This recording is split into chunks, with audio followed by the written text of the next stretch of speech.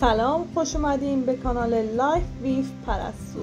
امروز قراره با یکی از جذابترین کشورهای جنوب شرق آسیا یعنی فیلیپین آشنا بشیم.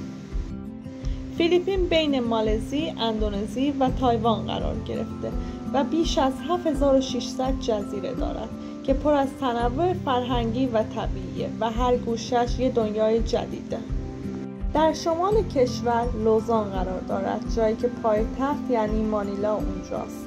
بیسالا در مرکز با جزایر فوق‌العاده مثل بوراکای و سبو و میندانائو در جنوب کشور با جنگل‌های استوایی و پارک‌های طبیعی قرار دارد. طبیعت فیلیپین واقعا شگفت‌انگیزه، از سواحل رویایی بوراکای گرفته تا آتشفشان‌های فعال مایون و کوه‌های شکلاتی بوهوی. آب و هوای فیلیپین گرمسیریه و به 3 فصل اصلی تقسیم میشه. فصل خشک از دسامبر تا می هست که بهترین زمان سفره. فصل باران از ژوئن شروع می شود و تا نوامبر ادامه دارد، پر از بارش ها و طوفان های شدیده. حتما چتر همراهتون باشه. فصل گرم و مرطوب تقریبا در بیشتر سال ادامه دارد.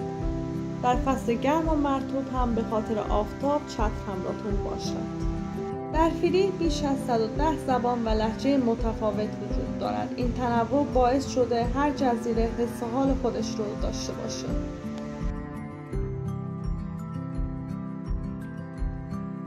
من پرستوام، تازه وارد فیلیپین شدم. دارم فرهنگ و زندگی جدیدی رو تجربه میکنم و مسیر جدیدی رو به سمت اهدافم طی میکنم. اگه میخوای به تجربه های خودت اضافه کنی، کانالم رو سابسکرایب کن. من این مسیر رو صادقانه به اشتراک